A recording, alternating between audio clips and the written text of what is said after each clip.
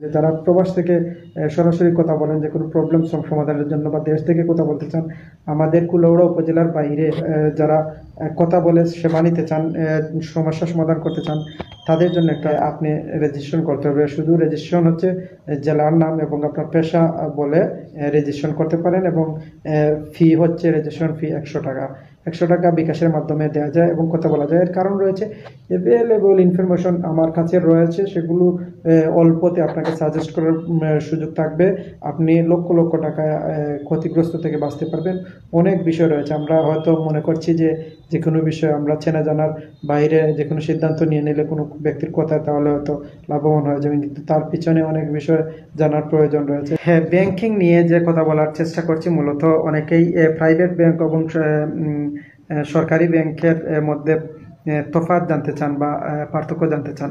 সরকারি এবং বেসরকারি সকল ব্যাংকের মান বা যে নিরাপত্তার দিক দিয়ে সমান আমি মনে করছি। এই কারণে বেসরকারি বা প্রাইভেট ব্যাংকগুলো আরও বেশি এগিয়ে, কারণ সেগুলোর অডিট করা খুব প্রপারলি হয়, সেগুলোর সেবার মান বেশ ভালো থাকে, এবং ক্যাপিটাল ক্রাইসিসে খুব কম রয়েছে বেসরকারি ব্যাংকগুলো। বেসরকারি ব্যাংকের মধ্যে অধিকাংশ ব্যাংকে বেশ ভালো প্রফিট করছে।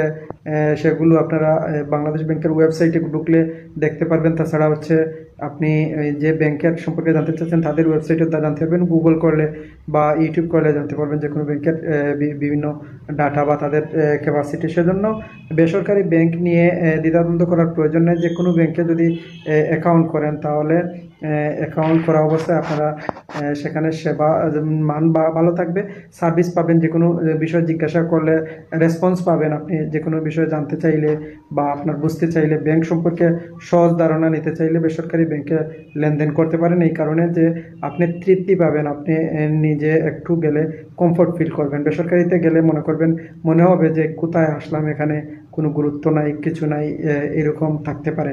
সো এক্ষেত্রে আপনারা বেসরকারিতে যাবেন। শুধু মার্কেন্টাইল ব্যাংক না, বাংলাদেশের যে কোনো ব্যাংকে, কারণ ব্যাংকে গেলেই বোঝা যায় যে তার বিভিন্ন ব্যক্তিদের রেসপন্স করা হয়। ব্যাংকাররা যে ট্রেনিং প্রাপ্ত হয়ে থাকেন, তাদের আচরণ, যে বিহেভিয়ার বা অন্যান্য সার্ভিসের ক্ষেত্রে কথা বলা, সার্ভিসের বিভিন্ন বিষয় হ্যান্ডেল করা। সো আবুল হাসনাত ভাই দেখছেন। সো এভাবেই অনেকেই জয়েন হচ্ছেন। আজকে এই যে ক্যামেরার যে উপরের শেড চলে আসছে লাইটিংয়ের, মনে হচ্ছে যে কি যেন একটা গোলাটে, তারপরে বুঝতে পারছি না কেমন কি হচ্ছে। সো অনেকক্ষণ কথা বলা হয়েছে। ভালো থাকবেন, সুস্থ থাকবেন। যারা সাথে ছিলেন অসংখ্য ধন্যবাদ, এবং পরবর্তী সময় যারা দেখবেন অসংখ্য ধন্যবাদ জানিয়ে বিদায় নিচ্ছি। ভালো থাকুন।